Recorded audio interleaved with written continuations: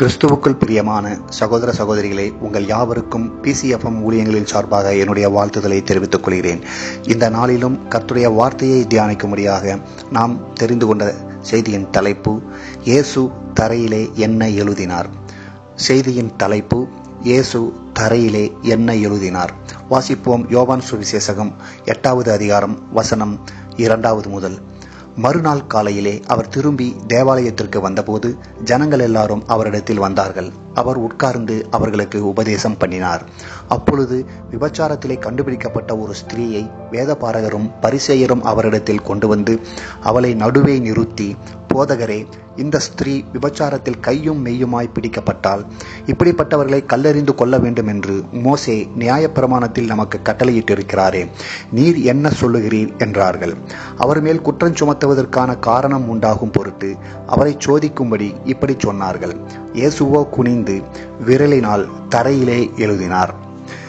வேதபாரகர்களும் பரிசேயர்களும் இயேசுவை குற்றம் சுமத்தும்படியாக, அதாவது இயேசுவிடத்திலே ஏதாயிலும் குற்றம் கண்டுபிடிக்கும்படியாக இந்த விபச்சாரத்திலே கண்டுபிடிக்கப்பட்ட இந்த ஸ்திரீயை அவரிடத்திலே அவர்கள் கொண்டு வந்தார்கள்.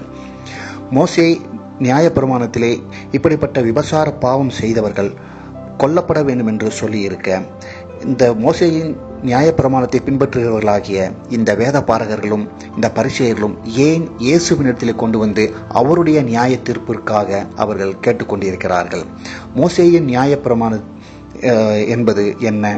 இயேசு கிறிஸ்துவனுடைய நியாயப்பிரமாணம் என்பது என்ன? மோசேயின் நியாயப்பிரமாணம் அது ஒரு நிழல் என்று நாம் வைத்துக்கொண்டால், இயேசுவினுடைய நியாயப்பிரமாணம் அது ஒரு நிஜம். எவ்வளவுதான் நாம் ஒரு நிழலை பார்த்து கொண்டே இருந்தாலும் அதனுடைய நிஜத்தை பார்க்கும் பொழுது அதிலே நாம் புதிய காரியங்களை நாம் தெளிவாக பார்க்க முடியும். அதுபோல்தான் மோசேயுடைய நியாயப்பிரமாணத்தில் பிரமாணத்தை காட்டிலும் நான் நிஜமாகிய இயேசு கிறிஸ்துவனுடைய நியாயப்பிரமாணத்தை பார்க்கும் பொழுது அதை நாம் அநேக புதிய காரியங்களையும் தெளிவாக அது நம்மை நடத்துகிறதையும் நாம் பார்க்க முடியும். இந்த வேதபாரகர்களும் பரிசேயர்களும் ஏன் இயேசுவினிடத்திலே கொண்டு வந்தார்கள்? ஏன் இயேசுவை குற்றம் பிடிக்க அவர்கள் வகை தேடுகிறார்கள்? இயேசு தான் மோசேயினால் சொல்லப்பட்டபடி மற்ற தீர்க்கதரிசிகளினால் சொல்லப்பட்டபடி வந்த மேசியாவாகிய கிறிஸ்து என்று தன்னை சொல்லிக் கொண்டபடியினாலும், மேலும் மோசேயினுடைய நியாயப்பிரமாணத்தை சற்று வித்தியாசமாக மாற்றி பேசுகிறதுனாலும் அதை ஏற்றுக்கொள்ள முடியாதவர்களாய் இவர்கள் இருந்தபடியினாலும், மேலும் இயேசுடைய உபதேசத்தை கேட்கும்படியாகவும் அவர் செய்கிற அற்புதங்களையும் அதிசயங்களையும் அடையாளங்களையும் பார்க்கும்படியாக அதை தாங்களும் பெற்றுக்கொள்ளும்படியாக ஏராளமான ஜனங்கள் இயேசு கிறிஸ்துவை தேடி வந்தபடியினால் பொறாமை கொண்டும் அவரை குறித்து ஏதாயிலும் குற்றம் கண்டுபிடித்து அவரை கொல்ல வகை தேடி கொண்டிருந்ததினாலும் இந்த காரியத்தை, இந்த விபச்சாரத்தில் பிடிபட்ட பெண்ணை அவள் நிமித்தமாக இயேசு அவர் சொல்லுகிற நியாய தீர்ப்பு என்ன, அவர் சொல்லுகிற நியாயப்பிரமாணம் என்ன என்று கேட்டுக்கொள்ளும்படியாக அங்கே வந்திருக்கிறார்கள். இயேசுவே சொல்லியிருக்கிறார், நான் நியாயப்பிரமாணத்தை அழிக்க வரவில்லை, அதை நிறைவேற்றவே வந்திருக்கிறேன் என்று சொல்லியிருக்கிறார். ஆனாலும் அதிலே சில மாற்றங்களை அவர் சொன்னதினாலே அதை விளங்கிக் கொள்ள முடியாதவர்களாய், அதை ஏற்றுக்கொள்ள முடியாதவர் இப்படிப்பட்ட இந்த வேத பாரகர்களும் பரிசேயர்களும் தான் அவர் குற்றம் கண்டுபிடிக்க முடியாய் அவர்கள் வகை தேடிக் கொண்டிருந்தார்கள். உதாரணத்திற்கு ஒரு சில காரியத்தை நாம் பார்க்கலாம். மத்தேயு சுவிசேஷம் 5வது அதிகாரம் வசனம் 21 முதல் 22 வரை நாம் பார்த்தால், அதிலே இயேசுவானவர் இப்படியாக சொல்லுகிறார். கொலை செய்தவன் நியாய தீர்ப்புக்கு ஏதுவாய் இருக்கிறான் என்று பூர்வத்தாருக்கு உரைக்கப்பட்டது. ஆனால் நான் சொல்லுகிறேன், எவன் ஒருவன் தன் சகோதரனை நியாயமில்லாமல் கோபித்துக் கொள்கிறானோ அவன் நியாய தீர்ப்புக்கு ஏதுவாய் இருக்கிறான் என்று சொல்லுகிறேன் என்றார். அது இன்னொரு உதாரணத்தையும் ஆண்டவர் சொல்கிறார், இன்னொரு காரியத்தையும் குறிப்பிடுகிறார். அதே அதிகாரத்தில் வசனம் 27 முதல் 28 வரை, விபசாரம் செய்தவன் நியாய தீர்ப்புக்கு ஏதுவாய் இருக்கிறான் என்று பூர்வத்தாருக்கு உரைக்கப்பட்டது. ஆனால் நான் சொல்கிறேன், எவன் ஒருவன் ஒரு ஸ்திரீயை இச்சையோடு பார்க்கிறானோ அவன் தன் இருதயத்திலே அவளோட விபசாரம் செய்தாயிற்று என்று சொல்லுகிறார். இதுதான் இயேசுனுடைய நியாயப்பிரமாணத்திற்கும், இயேசு சொல்லுகிற நியாயப்பிரமாணத்திற்கும் மோசே சொல்லியிருக்கிற நியாயப்பிரமாணத்திற்கும் உள்ள வித்தியாசம். மேலும் மத்தேயு 9வது அதிகாரம் 13வது வசனத்திலே ஆண்டவர் சொல்கிறார், பலியை அல்ல இரக்கத்தையே விரும்புகிறேன், நீதிமான்களை அல்ல பாவிகளையே மனம் திரும்புவதற்கு அழைக்க வந்தேன் என்று சொல்கிறார். மோசேயின் நியாயப்பிரமாணத்தின்படி பாவம் செய்தவன் கொல்லப்பட வேண்டும், பலிகள் செலுத்த வேண்டும். என்னதான் பலிகள் செலுத்தினாலும் ஏதாயிலும் ஒரு நியாயப்பிரமாணத்தை மீறி நடந்தவனாய் இருந்தால் அவனால் ரட்சிப்பை பெற்றுக்கொள்ள முடியாது. இது நிமித்தமே ஆண்டவர் சொல்கிறார், பலியை அல்ல இரக்கத்தையே விரும்புகிறேன் என்று சொல்கிறார். இங்கே இரக்கம் என்பது எதை குறிக்கிறார் ஆண்டவர்? இப்படி ஜனங்கள் பலியை செலுத்தி எவ்வளவுதான் பலியை செலுத்தினாலும் ரட்சிப்பை பெற்றுக்கொள்ள முடியாமல் போகிற பொழுது அது நிமித்தம் இரக்கப்படுகிற இந்த மனிதர்களை குறித்து இரக்கம் கொள்கிற தேவன் தன்னையே ஜீவ பலியாக எல்லாரும் செய்த பாவங்களுக்கு தண்டனையாக தன்னையே ஜீவ பலியாக கொடுக்கவே அதை விரும்புகிறேன் என்று சொல்லுகிறார். அதை விசுவாசிக்கிற ஜனங்கள் பாவ மன்னிப்பை பெற்றுக்கொள்வார்கள் என்கிற அந்த புதிய நியாயப்பிரமாணத்தை அந்த ஆண்டவர் அங்கே சொல்லுகிறார். இப்படியாக மோசே சொன்ன நியாயப்பிரமாணத்திற்கும் இயேசு சொன்ன நியாயப்பிரமாணத்திற்குமான அந்த இயேசுவினுடைய உபதேசங்களுக்குமான அந்த வித்தியாசத்தை உணர முடியாதவர்களாய், அதை விளங்கிக் கொள்ள முடியாதவர்களாய் இருந்தபடினாலே அவரை குற்றம் கண்டுபிடிக்க இந்த வேதபாரர்களும் பரிசேயர்களும் முயற்சி செய்து கொண்டிருந்தார்கள். அந்த சமயத்தில் தான் விபச்சாரத்திலே கண்டுபிடிக்கப்பட்ட இந்த ஸ்திரீயை அவர்கள் இயேசுவிடத்திலே கொண்டு வந்து இயேசு சொல்லுகிற நியாய தீர்ப்பு என்ன என்று கேட்டுக்கொண்டிருந்தார்கள், ஓயாமல் கேட்டுக்கொண்டிருந்தார்கள். ஆனால் இயேசுவோ அதை கேட்டுவிட்டு தொடர்ந்து அவர் குனிந்து தரையிலே தன் விரலினால் எழுதி கொண்டிருந்தார். அவர் தரையிலே விரலினால் என்ன எழுதி கொண்டிருந்திருப்பார்? அவர் அங்கே மோசேயின் நியாய தீர்ப்பை மாற்றி எழுதி கொண்டிருந்தார். நீதிமான்களை அல்ல பாவிகளையே மனம் திரும்புவதற்கு அழைக்க வந்தேன் என்கிற அந்த புதிய நியாயப்பிரமாணத்தை, அந்த புதிய நியாய தீர்ப்பை அங்கே எழுதி கொண்டிருந்தார்.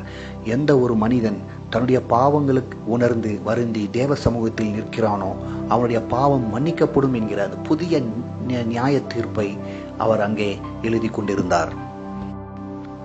ஒரு நீதிபதி தன்னுடைய தீர்ப்பை சொல்லுவதற்கு முன்பதாக ஒரு புஸ்தகத்தில் எழுதி கொள்வார்கள். அதுபோலதான் ஆண்டவராக இயேசு கிறிஸ்துவும் தன்னுடைய தீர்ப்பை சொல்லுவதற்கு முன்பதாக தன்னுடைய நியாய தீர்ப்பை அவர் அங்கே தரையிலே எழுதி கொண்டிருந்தார். நீதிமான்களை அல்ல பாவிகளையே மனம் திரும்ப அழைக்க வந்தேன் என்கிற அந்த புதிய ரட்சிப்பின் திட்டத்தை அங்கே எழுதி கொண்டிருந்தார். இந்த வேத பாரகர்களும் பரிசேயர்களும் ஓயாமல் அவரை நீர் என்ன சொல்லுகிறீர் என்று கேட்டுக்கொண்டிருந்தார்கள். அவர் நிமிர்ந்து பார்த்து அவர் ஒன்று கேட்டார்.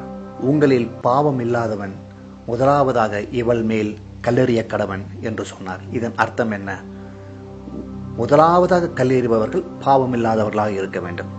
அதற்கு பின்பு கல்லெறிபவர்கள் யார் வேண்டுமானாலும் கல்லெறியலாம். இதன் அர்த்தம் என்ன?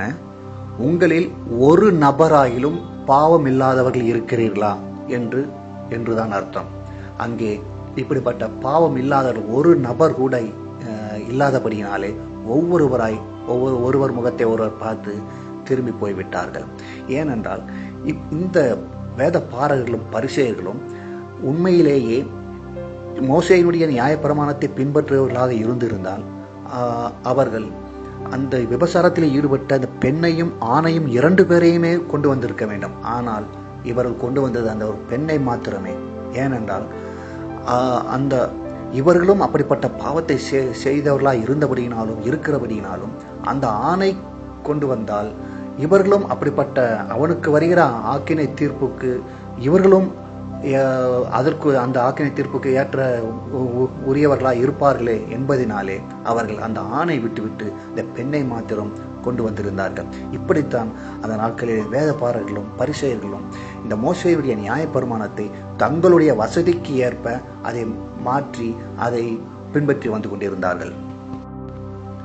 அங்கே இப்படிப்பட்ட பாவம் செய்யாத ஒரு நபர் கூட அங்கே இல்லாதபடினாலே வந்திருந்த இயேசுவின் மீது குற்றம் கண்டுபிடிக்கும்படியாகவும் அந்த ஸ்திரீயின் மேல் குற்றம்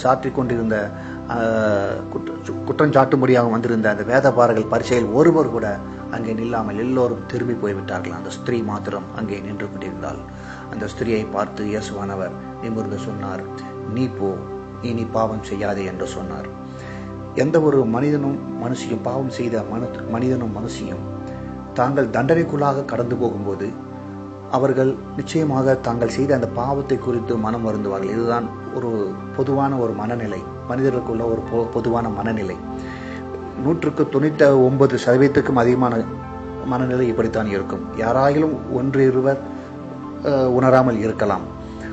இங்கே இந்த மரணத்தின் விளிம்பில் இருந்த இந்த ஸ்திரீயும் கூட கண்டிப்பாக நிச்சயமாக தான் செய்த பாவத்திற்கு மனம் வருந்தி இருப்பாள், அதை உணர்ந்திருப்பாள். அதனால தான் அதை இயேசு அறிந்ததினால்தான் அவர் நீ போ, இனி பாவம் செய்யாதே என்று சொல்லி அவரை அனுப்பினார்.